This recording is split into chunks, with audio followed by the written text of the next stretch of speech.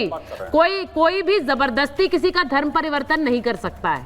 योगी जी उसे बड़ा क्लियर ही घर वापसी कह रहे हैं और वो कह रहे हैं कि इसका मैं पक्षधर हूं क्योंकि वो अपनी मर्जी से आ रहे हैं। आप कह रहे हैं दुकान चला रहा है, विनोद जी वो कह रहे हैं दुकान चला रहे हैं वो। देखिए इनकी दुकान तो बहुत पहले से चल रही आ रही है, 14 साल से चल रही है मैडम।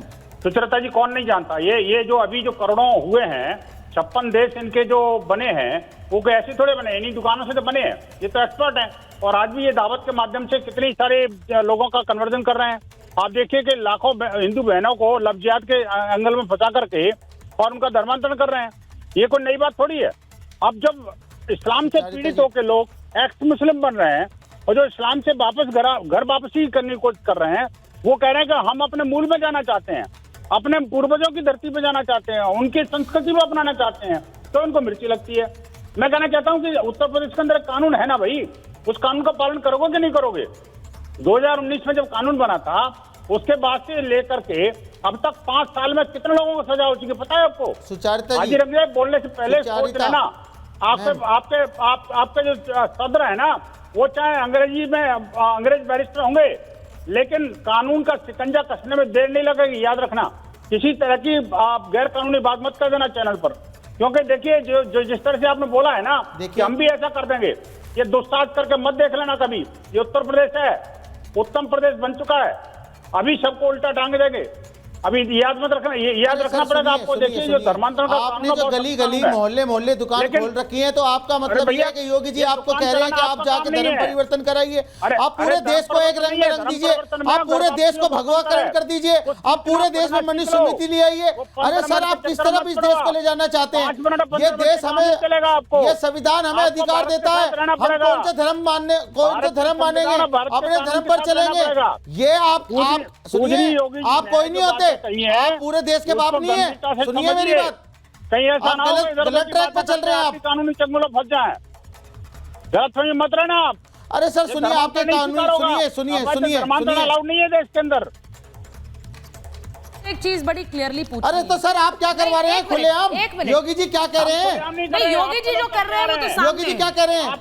वो खुलेआम कह रहे हैं, तो ये तो कानून का पालन ही नहीं हो रहा। कानून का पालन, कानून को बनाने वाले लोग मोहसिन जी, यूपी में धर्मांतरण को लेकर एक बड़ा क्लियर कानून है, ये आप जानते हैं, और ये सरकार ने इस धर्मांतरण के कानून को बनाया। मुझे सिर्फ ये पूछना है कि उस कानून के तहत किसी भी तरह का प्रलोभन देकर धर्मांतरण मुमकिन नहीं है, लेकिन अगर अपनी मर्जी से कोई घर वापसी कर रहा है या फिर अपनी मर्जी से धर्म बदल रहा है तो उस पर किसी तरह की रोक नहीं है। यही योगी जी कह रहे हैं। वो कह रहे हैं ये दुकान चल रही है, कुंभ में एक दुकान चल रही है।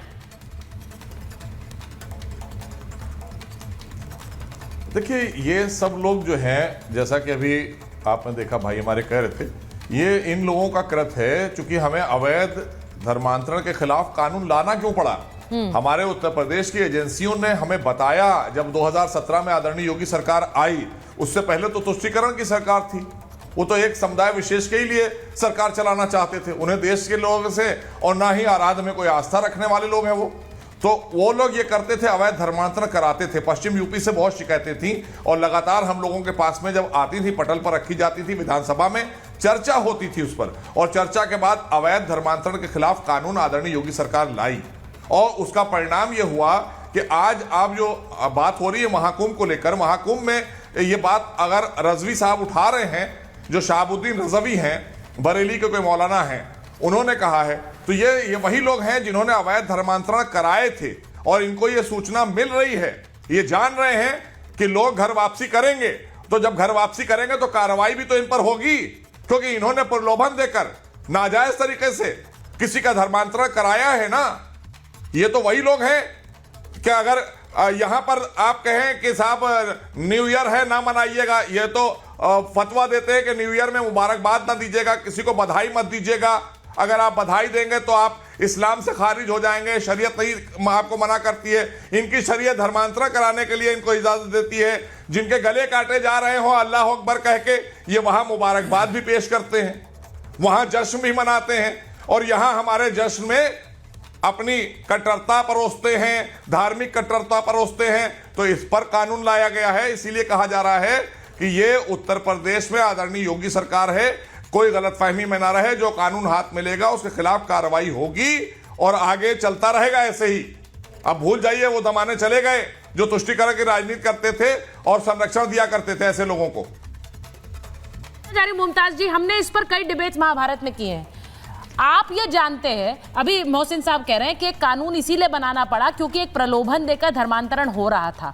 अब अगर कोई वापसी करता है, मैं बार बार कह रही हूं, योगी जी ने आज भू माफिया पर भी उन्होंने सीधे सीधे वक्फ को माफिया कहा है।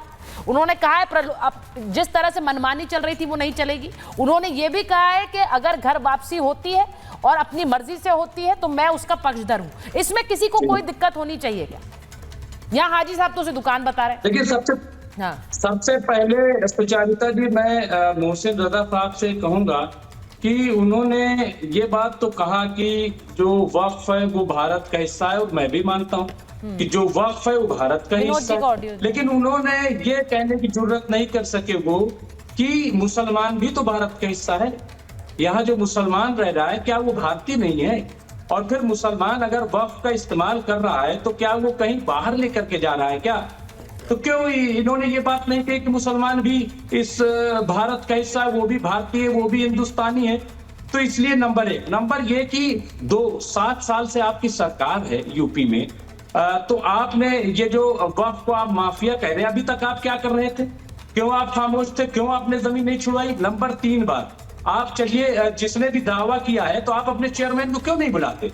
आपको चेयरमैन को बुलाना चाहिए। आप मुख्यमंत्री है कि भाई क्या तमाशा है, किसने ये दावा कर दिया, क्या इसकी सच्चाई है, और वो सच्चाई पेश करते। ये हवाई बातें जो होती हैं वो ठीक नहीं है। और उसकी वजह क्या है? उसकी वजह ये है कि इन्हीं का विधायक नंद किशोर गुर्जर वो कह रहा है कि 50,000 रोज गाय कटती है और चीफ सेक्रेटरी जिम्मेदार है, लेकिन उस पर एक भी बयान नहीं किया। क्यों नहीं किया? क्या ये छोटी बात है क्या? ये छोटी बात नहीं, बहुत बड़ी बात है, बहुत बड़ा इंडिकेशन है। लेकिन अब जहां तक घर वापसी की बात, मैं तो कहता हूं कर ले, जिसको वापसी करना है कर ले, लेकिन क्या इनके अंदर इतना बड़ा दिल है कि वो एक्सेप्ट कर ले? एक गए तो है। देखिए, मुझे ऐसा लगता है एक ऐसा शो जिसके अंदर मोहसिन साहब बैठे हैं, मुमताज जी आप बैठे हुए हैं, हाजी साहब बैठे हुए हैं, और फिर आप ये कह रहे हैं कि मुसलमान यहीं के हैं। ये बोलने की जरूरत है क्या? ये बोलने की जरूरत है क्या? आप बैठे हुए हैं, हाजी साहब तो ताल ठोक रहे हैं, कह रहे हैं दुकान चल रही है, हम उसे रोकेंगे, हम भी करके दिखाएंगे। आप बैठे, मोहसिन साहब बैठे हुए हैं, और फिर आपको ये इस बात का अश्योरेंस चाहिए कि मुसलमान इस देश के हैं। मुझे नहीं लगता चर्चा इस बात पर है। विनोद जी बोलिए विनोद जी। एक लाइन में कहना चाहता हूँ। देखिए, बात यह है कि अभी जो हाजी बैठे हैं और ये जो मुमताज जी बैठे हैं, दोनों में कितना बड़ा विरोधाभास है। आप देखिए ना कि ये जो लैंड ग्रेबर है ना, वो सुन्नी सेंट्रल वक्फ बोर्ड है। सुन्नी वक्फ बोर्ड के माध्यम से वो शियाओं को नहीं देता हिस्सा। आप देखिए, जो वक्फ एक्ट अगर आप देखेंगी तो वक्फ एक्ट में शियाओं की भागीदारी नगण्य है। आप सोचिए ना जी, वो सारा का सारा वहाबी संगठन के जो लोग हैं उन्हीं को सबसे ज्यादा चर्चा में देगा। और आप देखिए, वक्फ एक्ट में अगर मैंने अध्ययन किया तो उसमें पाया का भी, देखिए वहां पर जो वक्फ बोर्ड के जो मेंबर बनेंगे ना जी, वो शियाओं को तभी शामिल करेंगे जबकि सुन्नी नहीं मिलेगा उनको। आप सोचिए ना कि ये जो इतना डिस्क्रिमिनेशन हो रहा है, और उसके बाद हिंदुओं को कहते हैं अलग है। ये शिया सुन्नी को नहीं दे सकता, सुन्नी शिया को नहीं दे सकता। पसमानदा के बारे में ओवैसी ने कभी नहीं कहा। मैं कहना चाहता हूँ सभी को इन्होंने एक बात कही है क्या? आप मुझे बताइए ना, भावियत की बात करते हैं, कट्टरपंथी इस्लाम को परोसते हैं, आप देखिए अकेले अगर ओवैसी की पार्टी की बात करो तो ओवैसी की पार्टी ने कम से कम 3,000 एकड़ जमीन जो है ना वक्फ बोर्ड की कब्जाई हुई है। अब देखिए, वक्फ बोर्ड की जमीन को जगह जगह से ग्रेप करने के बाद में अब उनको लग रहा है कि देखिए, मैं एक चीज कहना चाह रही हूँ।